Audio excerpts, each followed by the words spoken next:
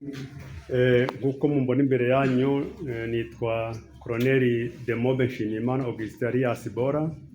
Kama vile mnaniona mbele yenu, mimi ni Colonel Demobe alias Bora Nshimiyimana. Nkaba nari mu nzego nkuru z'ichama cha FDLR FOCA. Nilikuwa ndani ya uongozi juu kabisa ndani ya chama cha FDLR FOCA. Mu byukuri 94 nge nahunze mpungire Mugunga ndi umunyeshuri ndi kurangiza amashuri yisumbuye. Mimi nilikimbia mu 2094 nikakimbilia Mugunga, nimemaliza école secondaire. Ariko inkambi zisenyutse ndahunga nibona aho bita Itingitingi, lakini mwisho nikajikuta mahali wanaita Tingitingi. Ariho ninjiye igisirikare. Pale ndio nijifunza kiaskari. Amasomo ya gisirikare na izi Tingitingi nyiga aho bita Nsere naho mu kigo cy'abaparakomando cyitwa Kaseta imbere ya masomo ile ya kiaskari nijifunza hayo mu chuo cha Kaseta ambako nilifunzwa sasa kiaskari mu mujyi wa Kinshasa, pale ndani ya mji wa Kinshasa. Aho naho nafatiye amafunzo nyarangiriza Ipweto.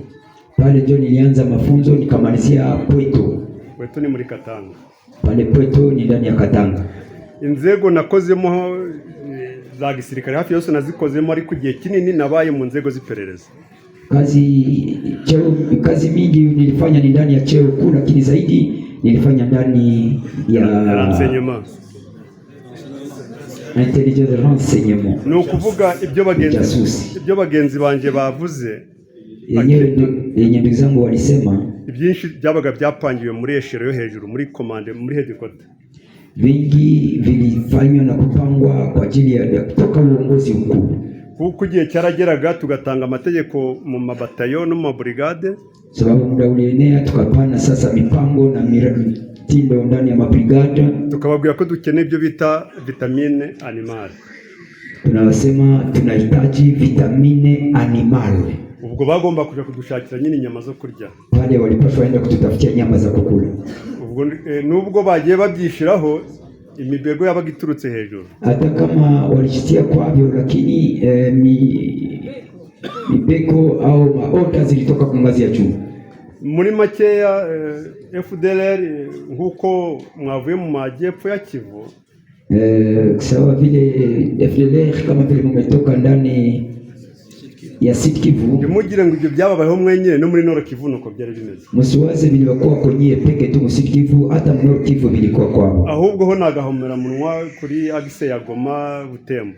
Manake shie ni ngambo ya Nord Kivu ni mshangao sana, ni kufungisha kinywa ngambo ya Agise ya Goma na njia ya Butembo. Bivuze bwakwira bugaca. Nikibisema naweza kunaweza ingia unakucha. Kubera ko akajagari kose kari mu burasirazuba bwa Kongo nitwe FDLR FOCA twagatangije.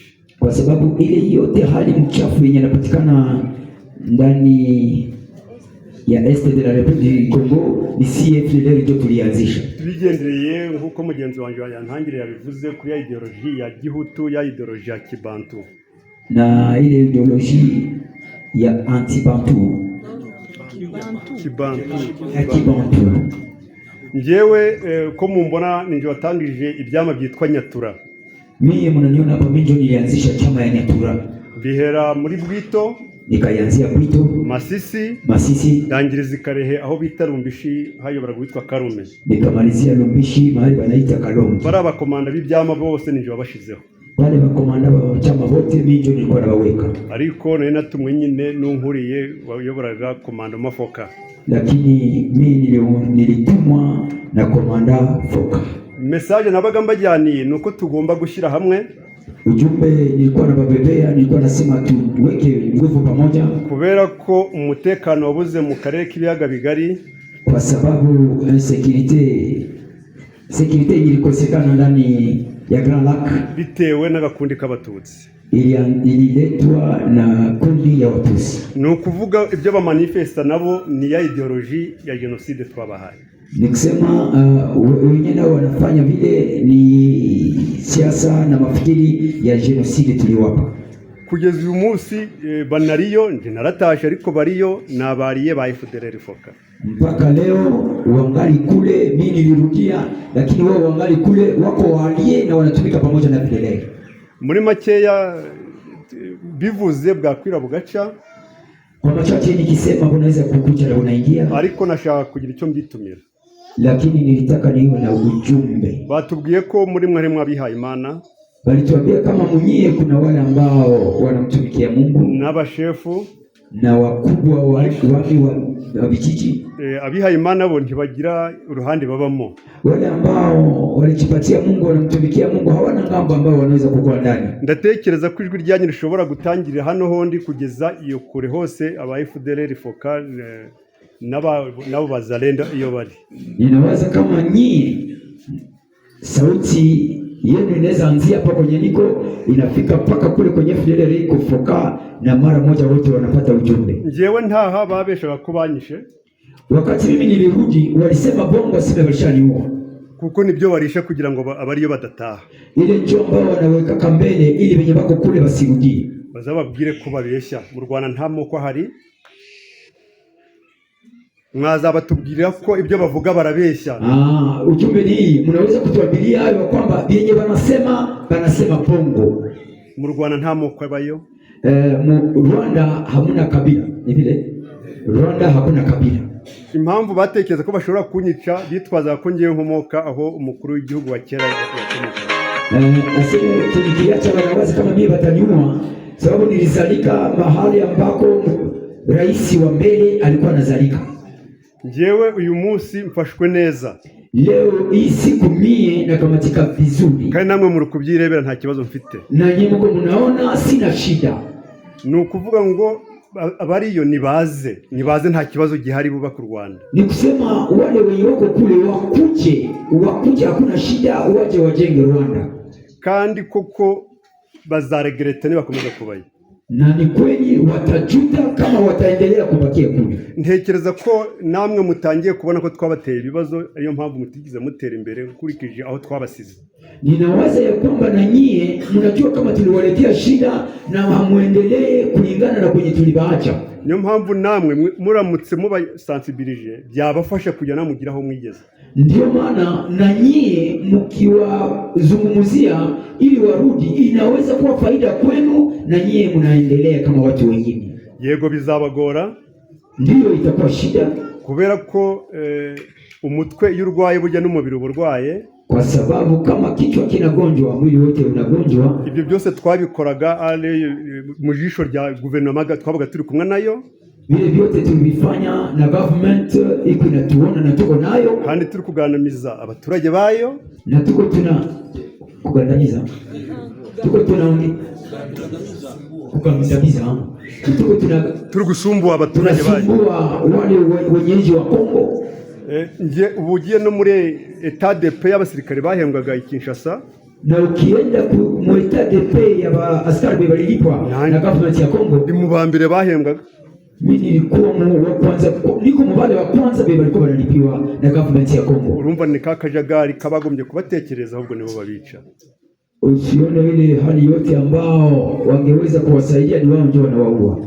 Ariko nkaba narangiza nanjye mvuga nti, lakini nataka nimalize nikisema kwamba nk'umuntu wari ufite intekerezo, kama mtu aliyekuwa na mawazo, narebye ibyo byose biri gukorerwa abantu bava amaraso nkanje, niliona yale yote ambayo yanatendewa watu ambao wanafuya damu kama mimi, mpitamo gutaha, nikaamua kurudia muri kino kigo mwadusuyemo hano, na nikafikia mahali hapa mchui mnatukuta ndani, baratwigisha, bakatufunza, batuvanamo umutima wibuye, bakatutoshamo ile roho ya chiwe, tukatura abanyarwanda beza. Leo tunakuwa Wanyarwanda wazuri. Muri make rero mbasabye imbabazi ku giti cyanjye, kwa machache ninawaomba huruma kwa yari yangu mwenyewe, n'abandi bose banyuze hano ariko bakoze ibyo bikorwa bibi iwanyu, na hao wote walipita hapa lakini walifanya matendo mabaya kwenu. Ubwo namwe muzatubwirire abo mwasize mu rugo, na hivi mtaambia wale ambao waliacha nyumbani ko za nyamaswa zabarumaga ubu noneho zabaye abantu,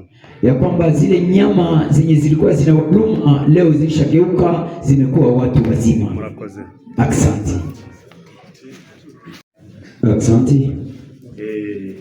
baje kubashimira abashyitsi tugendere kugira ngo tubaganirire. Nawashukuru nyinyi ibikorwa bibi twagiye dukora hariya muri Repubulika ya Demokarasi ya Kongo. Tuambie matendo mabaya ambayo tuliyafanya pale katika Kongo, bityo tubonereho kuruhuka kuko tuba dutuye umuzigo twari twikoreye, hivi tupate kupumua, sababu tukiongea na kujieleza tunashusha mzigo ambao tunaubeba.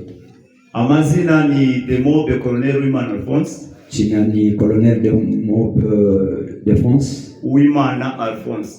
Uwimana Alphonse. Nanjye rero ngira ngo nongere kubyo bagenzi banje bavuze, na mimi kusema niongezee kwa machache ambao ndugu zangu wamesema. Mu gihe twari mu bice bya Karehe twagiye dukora ibikorwa byo gutwika amashyamba no kuyacana tugurisha amakara. Wakati tulikuwa ndani ya ile pori ya Kalehe, tulikuwa tunakata miti na kuchoma ili tuushe makala. Twagiye dukora ibikorwa byo gucukura amabuye y'agaciro kugira ngo tugurishe nyine twibone amasasu n'imbunda. Tulikuwa tunachimba dhahabu pale ili tupate pesa za kununua masasi na silaha. Aho ngaho nibwo twaguraga ibikorwa tukagera za Nyamugari, tukagera za Mwenga. Pale tulifanya matendo kupitia zile mingine yote ameisema. Aho abasirikari bajyaga guhiga inyamaswa zinyuranye, pale ambako askari walienda kuwinda manyama tofauti, kandi nabyo ntabwo byari byemewe, nayo haikuwa inakubalika kuko byari kwangiza environment ya Kongo, maana ilikuwa inaharibisha mazingira ya Kongo. Haji habaho ubucukuzi bw'agaciro naho muri iyo zone ya Mwenga. Ndani ya ile mji wa Mwenga kulikuwa kuna chimbuliwa mawe ya bei, n'ubundi tugamije kugura ibyo bikoresho by'intambara, ili kwamba tuwe na lengo la kuuza ile masilaha za vita. Abantu bagiye bahiga inyamaswa mu bice bya Kaserero, na vile nyama ziliwindwa ngambo ya Kaserero, mu mashyamba ya Hewa Bora, pale mpori ya Hewa Bora. Ndabizi ko hari bamwe muri mwe muhaza aho ngaho, najua kama kuko wamoja wenu ambao wanajua ile fasi, mu mashyamba ya Sungwe, ile mapori ya Sungwe, n'ahandi nafasi zingine vile. Ibyo bikorwa rero bibi byakorwaga natwe n'abakuru bacu n'abarumuna bacu. Ile matendo mabaya yalifanyika na sisi na wakubwa zetu na ndugu zetu, kandi byaga byarateguwe n'abayobozi bacu bakuru ba FDLR, na hii yote ilikuwa imeandaliwa na viongozi wetu wakuu wa FDLR. Ibyo rero byaratubabazaga, ari nabyo byatumye dufata umwanzuro wo kubivamo, kubireka tugatahuka mu gihugu cyacu. Vile tuliumiza sana, ndio maana tulikamata hatua ya kutoka na kurudi katika nchi yetu. Bityo tukaba twaratahutse, twakirwa neza nk'abana b'Abanyarwanda. Hivi tukarudi na tukapokelewa vizuri kama watoto wa Wanyarwanda. Bityo rero tuboneyeho kubasaba imbabazi kuko bimwe twarabikoze, ibindi bikorwa n'abana bacu, ibindi bikorwa n'abakuru bacu. Kwa hiyo tunapata mlango wa kuomba msamaha, kwa sababu vimoja vilifanyika na sisi na vingine na wakubwa zetu na vingine na watoto wetu au ndugu zetu. Ariko mbere yo gusoza, hari mugenzi wanjye nawe wabaye mu bindi bice za Fizi, za Uvira, nawe yagira icyo atunganiraho. Lakini kabla ya kumaliza, ni ndugu yangu naye alikuwa ngambo ya Mafizi na anaweza kuwa na kitu anaweza kuongeza pale. Murakoze cyane. Tunawashukuru sana. Mwiriwe mwese. Mmeshinda vizuri nyote. Amazina yanjye ni Demobe Major Ndayambashije. Jina lake nilio umelisikia. Nk'uko bagenzi banjye bantangiye bayivuga rero, kama vile wenzangu wameanza na kusema, ibyo bikorwa ndengakamere y'icyarubozo byabereye no muri zone Mwenga, vile vitu ambavyo vitendo vikaidi sana vilifanyika kule ngambo ya mazone ya Mwenga, Walungu, Fizi na Uvira. Byaje kubabaza cyane nko muri Mwenga mu gace bita Kitamba. Viliumiza sana ngambo ya Mwenga, mafasi wanaita Kitamba, Moscow, Karingi, Kakorokero, Kitutu. Aho hose abaturage bari bameze nabi kubera twebwe. Wale mahali pale kote watu waliteseka sana kwa ajili yetu. Twigiraga mu mirima yabo imyaka yose tukayirya. Tulienda mashamba zao, mazao ya shamba zao yote tunakula. Ubutunzi batunze tukabubanyaga. Mafugo yao tunawanyang'anya. Ugasanga umuturage wo mukongomani arafi. Unakuta kabisa mkaaji wa Mkongomani amepaumilia. Wagaruka mu bice bya za Kitwabaruzi, ukirudi ngambo ya Kitwabaruzi, Kigogo, Kashindaba, Pirara Kakwede, ukamanuka ukagera Murambi ya Ruhinja, unashuka unafika Murambi Ruhinja, ugasanga amatungo yose twarayariye, unakuta mafugo yote tulikula. Umuturage akabura icyo atangira umwana we ku ishuri, mwenye mkaaji anakosa hata atalipia mtoto kwenye shule, ugasanga ubuzima bumeze nabi, unakuta maisha ni mabaya kabisa. Twashiraga amabariyeri uhereye Turindi, tulikuwa tunatia mabariyeri tangu Rutube, imodoka zivuye Bukavu zigana Kamituga, gari ambazo zilitoka Bukavu kwenda Kamituga zageraga hitwa Mudubwe, zilikuwa zinafika fasi wanaita Mudubwe. Ubwo imodoka itagira amadolari 200 ntabwo yahanyuraga pale, gari yenye haina dola 200 haiwezi kupita. Nibyo yikoreye yabifarini, umunyu n'ibindi, na vile binyana beba kama ni farini au chumvi au kitu kingine, buri kintu cyacyo cyose tugakuramo umuzigo umwe. Kila kitu chochote kile tunafungamo mzigo mmoja. Ugasanga nabwo no kwica rubozo umuturage kuko abagiye guhaha. Unakuta kwamba ni kuumiza na kuua mkaaji kwa sababu walikuwa wanaenda kufitisha maisha. Twaratemberaga rero, tulikuwa tunatembea. Ubwo twageze mu gace k'Abanyamulenge, wakati tulifika ngambo ya Nyamulenge, bamwe baziraga isura yabo cyangwa se irangi bahawe na Nyagasani. Wamoja walitatizwa kwa sababu ya sura yao au hali picha ambayo walipewa na Mungu. Ugasanga baratwikiwe, unakuta kwamba wanachomewa nko Rusisiro bita Gitoga, mwingine wanaita Kitoga, ukagenda za Mibunda, ukafika kule Mibunda, ukagenda ukagera ku Itara, unafika ku Itara, ukagenda ukagera za Gatobwe, unafika Katobwe. Abanyamulenge barameneshejwe n'ibyabo biranyagwa, Banyamulenge walitatizwa sana na vyao vikaporwa. Abahungiye za Fizi Baraka, wale ambao walikimbilia Fizi Baraka, nabo bahuye n'ingorane zikomeye cyane, nao walikuta na matatizo magumu sana. Abo bahuye nabwo na FDLR ifatanyije na Maimai ya Kutumba, nao wakakuta pale tena ni na FDLR na watu wa Maimai ya Kutumba. Usanga nabo ubuzima burabayobeye, mbese ugasanga ni ikibazo gikomeye cyane ku buzima bw'abaturage bo mu Kongomani. Nao unakuta wameteseka sana na maisha yanatatizwa sana kabisa, inakuwa shida kwa ajili ya Mkongomani. Ibyo rero hose nubwo nyine byakorwaga n'abasirikare ba FDLR, basi ile yote hata kama ilifanyika na waskari wa FDLR, bafatanyaga na guverinoma ya Kongo, walikuwa wanasaidia na government ya Kongo, kuko ayo mayira yose ntabwo twabasha kuyamenya tutagira abatuyobora, sababu zile njia zote hatungezijua kama hatuna wa kutuongoza. Niyo mpamvu ngewe n'umuryango wanjye rero, ndio maana mimi na familia yangu, kubera ibyo bikorwa bibi ndengakamere byakorwaga, kwa ajili ya ile matendo maalifu yaliyofanyika mu maso y'ubuyobozi bwa FDLR ndetse n'ubwa guverinoma ya Kongo barebera, mu macho ya uongozi wa FDLR na uongozi wa Kongo, na biko banabiona tu, nafashe icyemezo cyo gutaha mu gihugu cyambyaye. Nikapata fursa ya kuamua nirudi niende mahali nilizalika, ariho mudusanze kugira ngo dutange ubuhamya imbere yanyu, mahali ambako mmetukuta ili tuwape ushuhuda huu mbele yenu. Akaba ari nayo mpamvu abatuye mu bwo buke navuze ruguru, na ile ndio sababu ya wale ambao wanaishi ngambo ya juu ambao nimewaambia, tubasabe imbabazi mu ruhame y'ibikorwa bibi twabakoreye ndetse bibakomeretsa.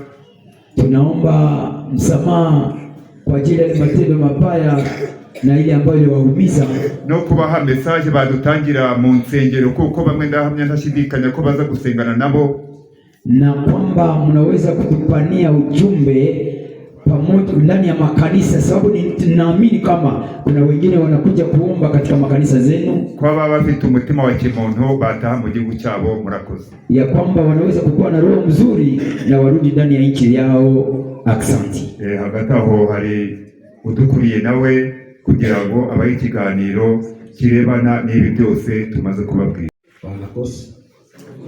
Wanakosa.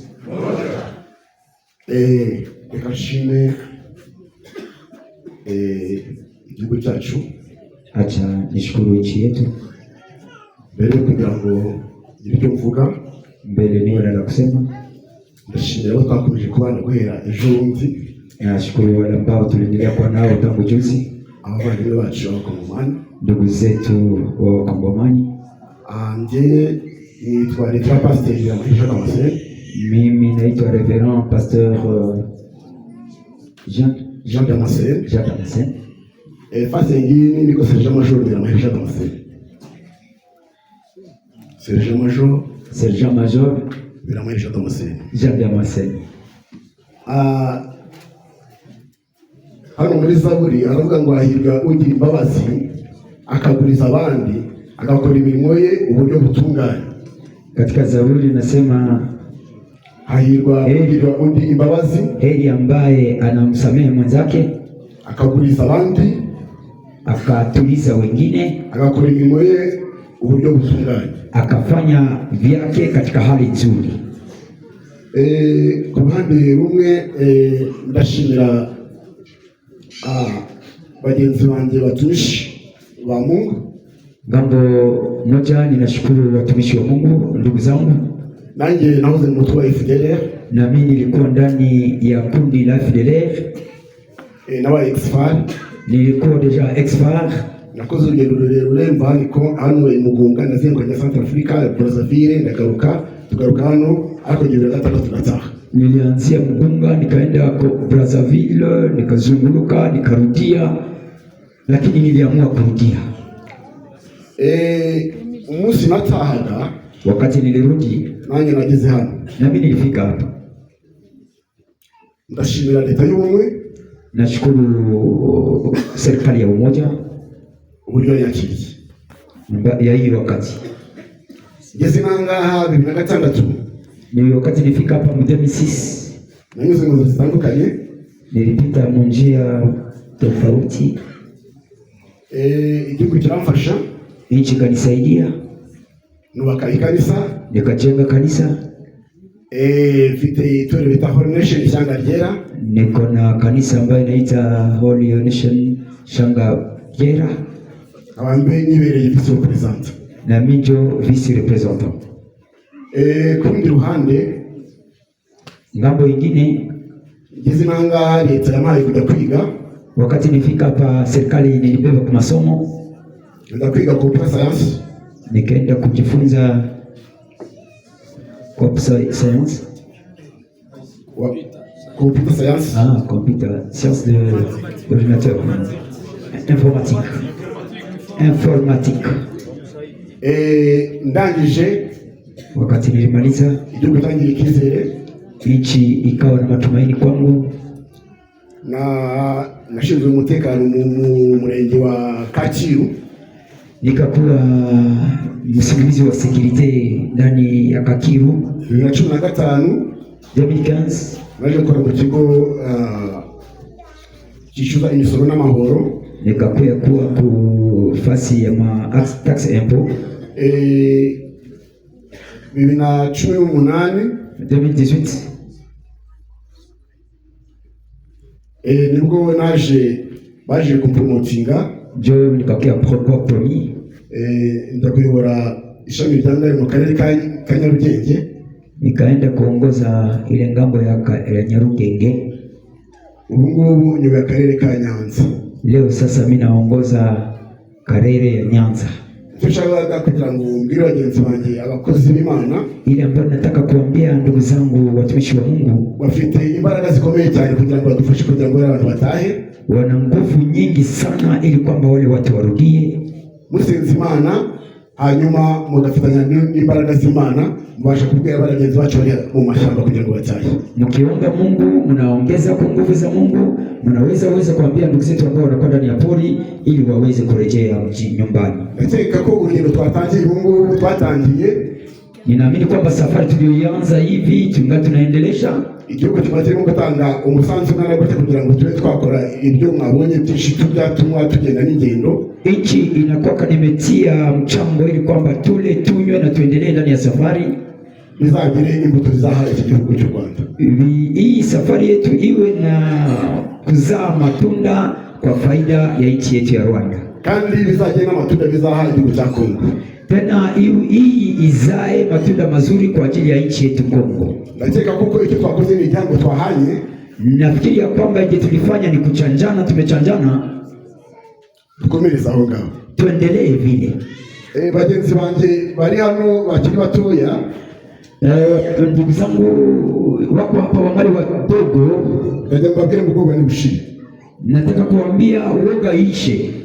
Icya mbere mugomba kuza mureba, Cha kwanza ambacho mnapaswa mnaona ni ukumvira, ni kusikiliza, urukundo, upendo, gukora, kutumika, hasigaye mukaje cyo gukunda igihugu cyane, na nyuma mnakuwa na upendo kwa ajili kupenda nchi yenu.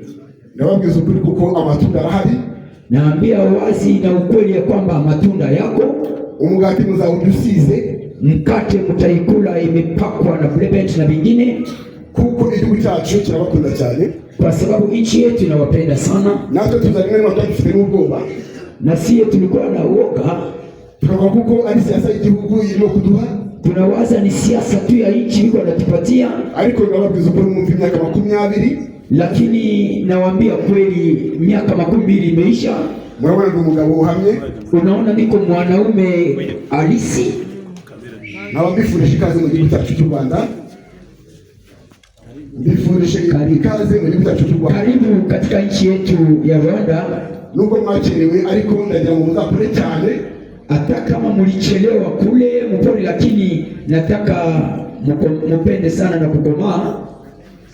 Igisigaye muze turebana, na inayobaki muche tuwe mmoja. Reka shimire commission de mobilisation. Acha nishukuru commission de mobilisation ikora ni mwengana kuta yose ambayo inafanya hizi kazi zote. Imana izabaye mbere, Mungu awalipake kwa ajili ya kazi hizi. Ndashimira igihugu cyanjye, nashukuru nchi yangu cyadukuye mu icuraburindi ambayo ilitutosha ndani ya giza. Uyu munsi wa none ndabwiza ukuri ko cyangambye mfite ni RDF. Leo rafiki yangu ninayo ni RDF ama arme RDF ndio. Uyu munsi wa Munyarwanda, leo hii niko Munyarwanda. Ibisigaye Imana itamugisha murakoze. Inayobaki Mungu awape baraka. Asante.